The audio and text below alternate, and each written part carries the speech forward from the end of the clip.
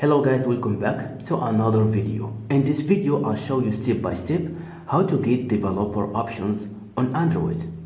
If you enjoy this content, make sure to like and subscribe. And let's get started. So first, go to settings, then scroll down and tap about phone. Scroll down and tap software information. Perfect. Then tap 8 times on build number 1, 2, 3, 4, 5, 6, 7, 8. Perfect. Then draw your current pattern and developer mode has been turned on. Come back and scroll down and you will find developer options here.